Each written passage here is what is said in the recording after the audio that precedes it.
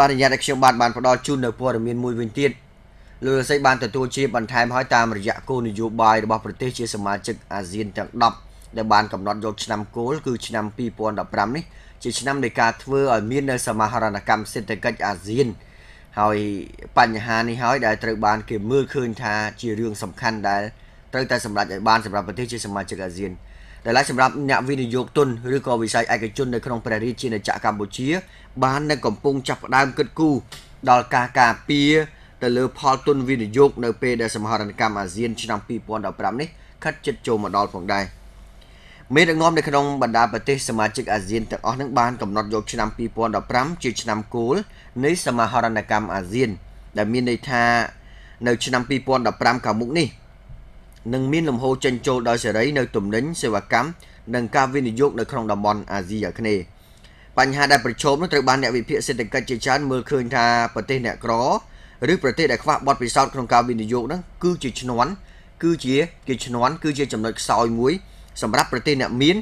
ជន់ឡើងទៅរកភាពរីកចម្រើនរបស់ខ្លួននោះដើម្បីជាការចែករំលែកបទពិសោធន៍នៃការវិនិយោគនិងវិធីសាស្ត្រនៃការកាត់បន្ថយហានិភ័យនៃការវិនិយោគសម្រាប់ប្រជាជនកម្ពុជា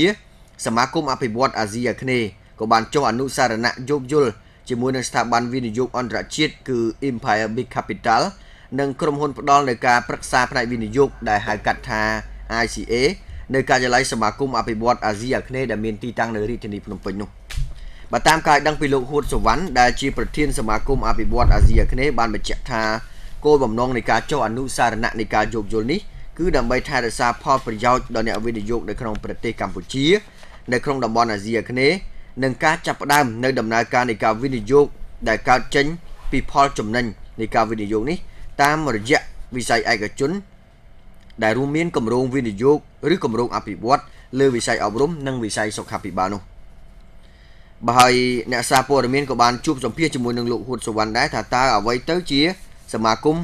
អភិវឌ្ឍអាស៊ីអាគ្នេយ៍និង Empire Big Capital នេះហើយតើក្រុមហ៊ុនធានាយ៉ាងម៉េចសម្រាប់អ្នកដែលមានបំណងក្នុងការវិនិយោគហ្នឹងឲ្យគាត់ទទួលបាននៅសុវត្ថិភាពសម្រាប់ការវិនិយោគព្រោះថាមកទល់ពេលបច្ចុប្បន្ននេះបើតាមការបញ្ជាក់ហ្នឹងគឺមានអ្នកវិនិយោគជាច្រើនណាស់ដែលកំពុងតាំងខ្លួនជាអ្នកវិនិយោគប៉ុន្តែប្រើប្រាស់រូបភាពវិនិយោគនេះដើម្បីជាការកេងចំណេញពិសេសហ្នឹងគឺគេមើលឃើញថាហានិភ័យកើតឡើងចំពោះអ្នកវិនិយោគហ្នឹងគឺកើតឡើងតាមការវិនិយោគដោយប្រព័ន្ធអនឡាញដែលជាបញ្ហាប្រឈមមួយហើយរដ្ឋាភិបាលកម្ពុជាតាមរយៈក្រសួងសេដ្ឋកិច្ចនិងហិរញ្ញវត្ថុហ្នឹងក៏កំពុងតែព្រៀងច្បាប់មួយដើម្បីដាក់ទៅកាន់សភាគឺច្បាប់ដើម្បីការពារផលទុនវិនិយោគនេះសម្រាប់អនាគតដ៏ខាងមុខដ៏ខ្លីពិសេសគឺត្រៀម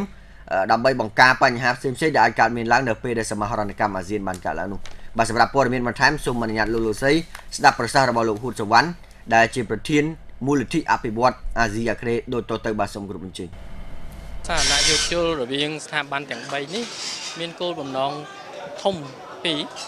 ទី1គឺដើម្បីថែរក្សានៅផលប្រយោជន៍សម្រាប់អ្នកវិនិយោគទុននៅក្នុងប្រទេសកម្ពុជា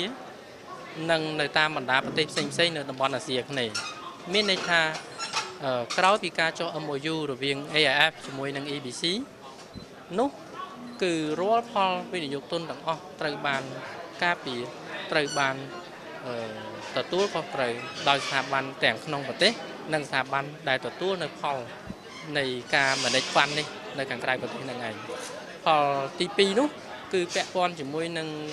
ការចាប់ដើមកិច្ចដំណើរការនៅគម្រោងអភិវឌ្ឍផ្សេងៗដែលយើងដោតទៅលើគម្រោង2ធំទី1គឺគម្រោងនៅក្នុងការជួយទៅលើវិស័យសុខាភិបាលតាមរយៈវិស័យឯកជននិងការជួយទៅលើវិស័យអប់រំតាមរយៈវិស័យឯកជនដែលជាផលទុនទាញពីផលចំណេញនៃការវិនិយោគនេះឯង Empire Big Capital គឺជាស្ថាប័នប្រមូលទុននិងវិនិយោគទុនមួយរបស់រដ្ឋាភិបាលហុងកុងដែលចេញអាជ្ញាប័ណ្ណដោយរដ្ឋាភិបាលហុងកុងដែលអាច refund នៅគ្រប់បណ្ដាប្រទេសទាំងអស់នៅលើពិភពលោកប៉ុន្តែបច្ចុប្បន្ននេះនៅតាមបណ្ដាប្រទេសមួយចំនួននៅក្នុងទ្វីបអាស៊ីអាគ្នេយ៍យើងក៏ត្រូវការឲ្យវិស័យនៃការវិនិយោគទុននេះមានភាពពិតប្រាកដបន្ថែមទៀតទើបយើងបង្កើតឡើងនៅស្ថាប័នណាមួយនៅតាមបណ្ដាប្រទេសដើម្បីជាអ្នកសម្របសម្រួលដើម្បីជាអ្នកជួយដោះស្រាយបញ្ហាដើម្បីជាអ្នកជួយគ្រប់គ្រងថែរក្សានិងទទួលខុសត្រូវចំពោះទុនវិនិយោគរបស់ អ្នកវិនិយោគមុនពេលដែលគេហៅថាច្បាប់គ្រប់គ្រងមូលបត្រច្បាប់គ្រប់គ្រងលើប្រមូលទុនចេញមកដែលពេលនោះគឺការទទួលខុសត្រូវការជួយជ្រោមជ្រែងទៅលើនិរន្តរភាពទៅលើភាព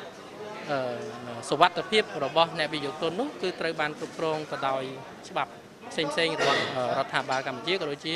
ប្រទេសរដ្ឋាភិបាលប្រទេសផ្សេងៗទៀតហ្នឹងហើយឥឡូវនេះយើងបានបង្កើតឡើងនៅមូលនិធិអភិវឌ្ឍអាស៊ីអាគ្នេយ៍ហៅកាត់ថា AIF នេះដើម្បីជាស្ថាប័នដែលទទួលបាននៅអាជ្ញាប័ណ្ណពីមហាផ្ទៃនៃរាជរដ្ឋាភិបាលកម្ពុជានៅក្នុងការដំណើរការនៅសកម្មភាពផ្សេងៗក្នុងចំណោមការដំណើរការនៃសកម្មភាពផ្សេងៗនៅក្នុងប្រទេសកម្ពុជានេះផងដែរនេះមូលនិធិអភិវឌ្ឍអាស៊ីអាគ្នេយ៍ក៏ចូលរួមជាផ្នែកមួយសំខាន់មួយទៀតសម្រាប់ជួយជ្រោមជ្រែងទៅលើការងារវិនិយោគទុនទៅលើការសម្របសម្រួលកិច្ចការផ្សេងៗរបស់អ្នកវិនិយោគទុនពីព្រោះកន្លងមកនេះវិស័យនៃការវិនិយោគទុនអនឡាញមានច្រើនទៅតាមបណ្ដាប្រទេសនៅលើពិភពលោកដែលយើងមិនអាចគ្រប់គ្រងបានប៉ុន្តែមានន័យថាចាប់ពីពេលដែលយើងបង្កើតនៅ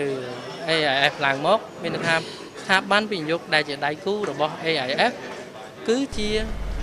អ្នកវិនិយោគទុនដែលជាដៃគូរបស់ AIF គឺគាត់មានសុវត្ថិភាពនៅក្នុងការធ្វើកិច្ចការវិនិយោគទុនរបស់គាត់ហ្នឹងហើយបាទអញ្ញាតឲ្យខ្ញុំបានបញ្ជាក់បន្ថែមបន្តិចទៀតផងដែរថាបច្ចុប្បន្ននេះ Empire Big Capital ដែលមានការចុះអនុសារណៈយោគយល់ជាមួយនឹងសមាគមអភិវឌ្ឍអាស៊ីអាគ្នេយ៍ដែលទើបតែបង្កើតឡើងនេះគឺទទួលបានអាជ្ញាប័ណ្ណពីក្រសួងមហាផ្ទៃនៃព្រះរាជាណាចក្រកម្ពុជាដែលមានដៃគូវិនិយោគចំនួន8ប្រទេសរួមមានប្រទេសកម្ពុជាប្រទេសថៃម៉ាឡេស៊ីហុងកុងសិង្ហបុរីអេស្ប៉ាញបង់ក្លាដេសនិងប្រទេសកូរ៉េខាងត្បូងនេះបើយោងតាមការ